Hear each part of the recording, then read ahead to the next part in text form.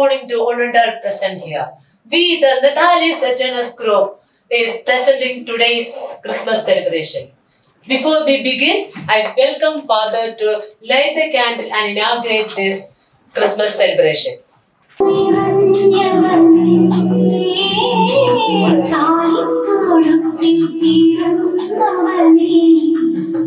യേശുവിന്റെ ജനനം ആ പ്രദേശത്തെ വയലുകളിൽ ആടുകളെ രാത്രി കാത്തുകൊണ്ടിരുന്ന ഇടയന്മാർക്കുണ്ടായിരുന്നു. കർത്താവിന്റെ ദൂതൻ അവരുടെ അടുത്തെത്തി. കർത്താവിന്റെ മഹത്വം അവരോട് കൂടെ പ്രകാശിച്ചു. അവർ വളരെ ഭയപ്പെട്ടു. ദൂതൻ അവരോട് പറഞ്ഞു, ഭയപ്പെടേണ്ട, സകല ജനത്തിനും വേണ്ടിയുള്ള വലിയ സന്തോഷത്തിന്റെ സദ്വാർത്ത ഞാൻ നിങ്ങളെ അറിയിക്കുന്നു. ദാവീദിന്റെ പട്ടണത്തിൽ നിങ്ങൾക്കായി ഒരു രക്ഷകൻ, കർത്താവായ ക്രിസ്തു ഇന്ന് ജനിച്ചിരിക്കുന്നു.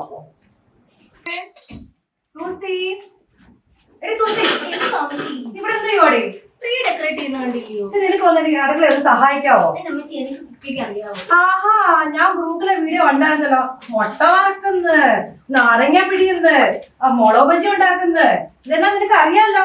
അതിന് ഞങ്ങൾ ടീച്ചേഴ്സ് ഞങ്ങളുടെ കൂടെ ഉണ്ടായിരുന്നല്ലോ. ഞങ്ങൾ ഒറ്റയ്ക്കൊന്നും അല്ലല്ലോ എന്റെ കൂടെ ഇളക്കാമല്ലോ. അത് ഇളക്കാൻ മമ്മി അറിയാം. എനിക്ക് ഇളക്കണം അറിയാം. എന്നിട്ട് അമ്മ ചെയ്യുവോ? ആ മമ്മി കൂടെ ഞാൻ ചെയ്യും. ഞാൻ പറഞ്ഞ മമ്മി ചെയ്യും. ഒരുപാട് പണി ഇടക്കുണ്ട്. അതൊക്കെ മമ്മി ചെയ്യും. അതൊന്നും ഇല്ല, അമ്മ ചെയ്യുമോ? ഒരു കാര്യം പറയാം. അമ്മച്ചി ഇന്നലെ സ്കൂളിൽ ടീച്ചർ പറഞ്ഞ് ക്രിസ്മസിനെ പറ്റിയൊക്കെ പറഞ്ഞു. അപ്പൊ അമ്മച്ചി നമ്മൾ എന്ന് മുതലേ ക്രിസ്മസ് ആഘോഷിച്ചു തുടങ്ങി? അതിനെ വെച്ച് എല്ലാ വീഡിയോ ഇന്നലെ ഞാൻ കണ്ടിട്ട് ഗ്രൂപ്പിൽ ഒരു വീഡിയോ ഉണ്ടായിരുന്നു. യേശു ജനിക്കുന്നതിന് മുമ്പ് എന്തുണ്ടെന്നും എല്ലാം ഒരു സുന്ദരിയായ ഒരു കൊച്ചു പറയുന്നുണ്ട്. ഇന്നലെ കണ്ടത് അതൊന്ന് നോക്കി എങ്ങനെ കണ്ടുപിടിക്കുമെന്ന്. ഇന്നലെ പിന്നെ എങ്ങനെ എടുത്ത യൂട്യൂബ് എടുക്കണം. യൂട്യൂബ് എടുത്തിട്ട് ഇന്നലെ കണ്ടേ. അപ്പൊ നമ്മള് ഹിസ്റ്ററി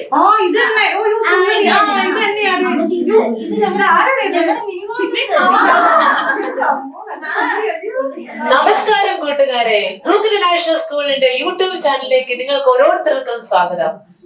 ഇതാ ക്രിസ്മസിനെ വരവേൽക്കാനായിട്ട് നാടും നഗരവും എല്ലാം ഒരുങ്ങിക്കഴിഞ്ഞു. ഞങ്ങളുടെ ബ്രൂക്ക് ഫാമിലിയും ഇതാ നക്ഷത്ര ദീപങ്ങളാലും നക്ഷത്ര വിളക്കുകൾ കൊണ്ടും ദീപ അലങ്കാരങ്ങൾ കൊണ്ടും ഞങ്ങളുടെ സ്കൂളും ക്രിസ്മസിനെ വരവേൽക്കാൻ റെഡിയായി കഴിഞ്ഞു. നിങ്ങൾ റെഡിയല്ലേ? ഓക്കെ. സോ ഈ ക്രിസ്മസ് സമയത്ത് ഞങ്ങൾ ക്ലാസ്സുകളിൽ ചെല്ലുമ്പോൾ ഞങ്ങളുടെ കുട്ടികൾ ഞങ്ങളോട് ചോദിക്കുന്ന കുറച്ച് സംശയങ്ങളുണ്ട്. ടീച്ചറെ, ഈ ക്രിസ്മസ് എന്നാ തുടങ്ങിയത്? ക്രിസ്മസിന് മുമ്പിട്ട് ആളുകളുടെയൊക്കെ ആഘോഷങ്ങൾ എന്തൊക്കെയായിരുന്നു എന്നിങ്ങനെ പോകുന്നു അവരുടെ സംശയം. അവരുടെ സംശയ നിവാരണത്തിനുള്ള ഉത്തരവുമായിട്ടാണ് ഇന്നത്തെ വീഡിയോ. നമുക്ക് നോക്കാം. യേശുവിന്റെ ജനനത്തെ അടിസ്ഥാനമാക്കി ചരിത്രകാരന്മാർ കാലഘട്ടത്തെ രണ്ടായി തരംതിരിക്കുന്നു.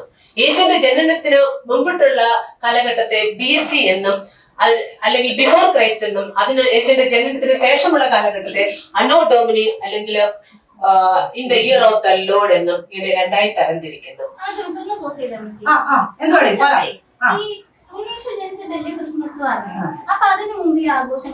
എല്ലാം കൊണ്ട് ഞാൻ ഇപ്പോഴാണ് പഠിച്ചത്.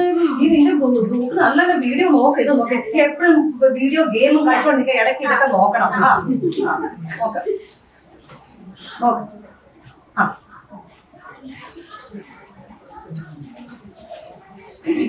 ദൈവം ഈ പ്രപഞ്ചത്തെ സൃഷ്ടിക്കുമ്പോൾ ഭൂമി അന്ധകാരത്തിലും കൂരിരുട്ടിലുമായിരുന്നു.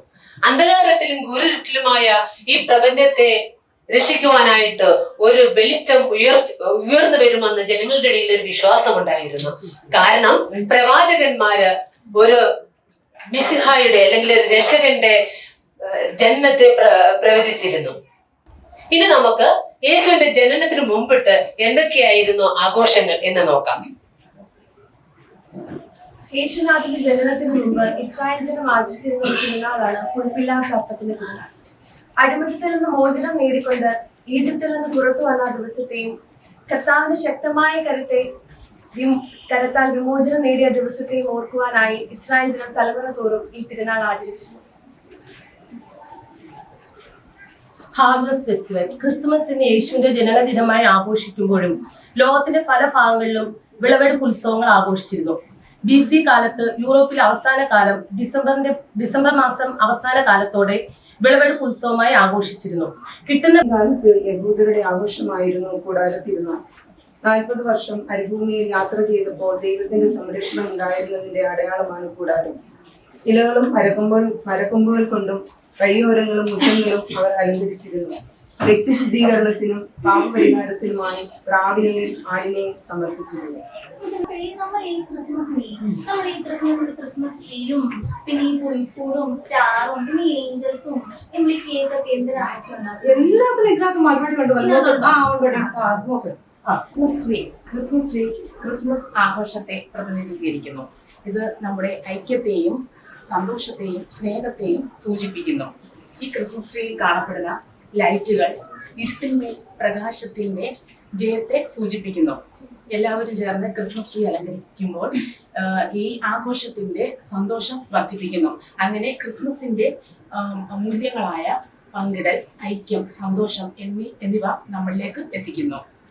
ആഘോഷങ്ങളിൽ പ്രധാനപ്പെട്ട ഒന്നാണ് പുൽക്കൂട് നിർമ്മാണം. പുൽക്കൂട് നിർമ്മാണത്തിലൂടെ ഉണ്ണിയേശുവിന്റെ ജനനമാണ് നമ്മൾ വരച്ചു കാട്ടുന്നത്. പുൽക്കൂടിനുള്ളിൽ ആട്ടിടയന്മാർ, ദൈവദൂതന്മാർ, മാലാഹമർ എന്നിവരെ സ്ഥാപിക്കുന്നു. ഒരു പുൽക്കൂട് നിർമ്മാണത്തിലൂടെ പരസ്പരമുള്ള ഐക്യം, വിശ്വാസം, സന്തോഷം, പ്രത്യാശ നമ്മൾ പങ്കുവയ്ക്കുന്നു. ക്രിസ്മസ് രാവുകളിൽ പ്രധാനപ്പെട്ടതാണ് നക്ഷത്രം. യേശുക്രിസ്തു ജനിച്ച സമയത്ത് ആകാശത്ത് പ്രകാശമുള്ള ഒരു നക്ഷത്രം പ്രത്യക്ഷപ്പെട്ടു. നക്ഷത്രത്തിന് പല പ്രതീകങ്ങളാണുള്ളത്. ഒന്നാമതായി യേശുക്രിസ്തുവിന്റെ ജനനത്തെ സൂചിപ്പിക്കുന്നു. രണ്ടാമതായി പൂർവ്വദേശങ്ങളിൽ നിന്ന് വന്ന ജ്ഞാനിമാർ നക്ഷത്രത്തെ പിന്തുടർന്നാണ് ബെത്ലഹേമിലെ യേശുക്രിസ്തുവിനെ കണ്ടെത്തിയത്. മൂന്നാമതായി സന്തോഷം, പ്രത്യാശ, ദൈവത്തിന്റെ പ്രകാശം എന്നിവയാണ് നക്ഷത്രം സൂചിപ്പിക്കുന്നത്. ആഘോഷം, നമ്മുടെ ആഘോഷം കിടക്കുന്നേ ഉള്ളേ. ഇങ്ങോട്ട് വാ, കാണിച്ചു തരാം.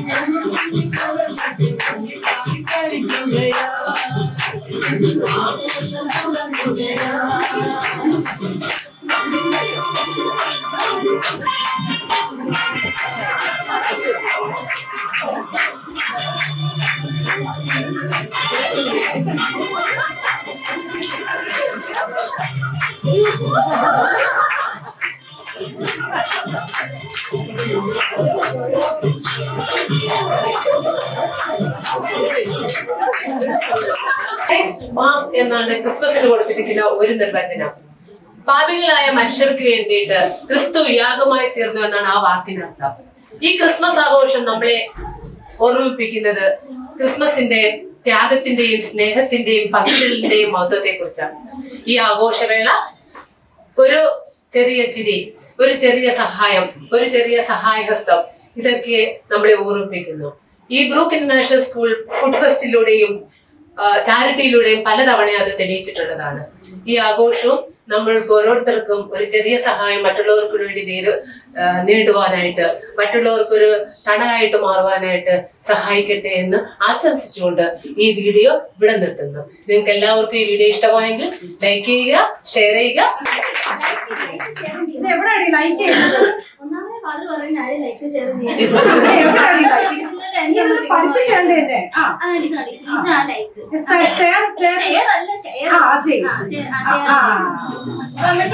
Merry Christmas. Merry Christmas.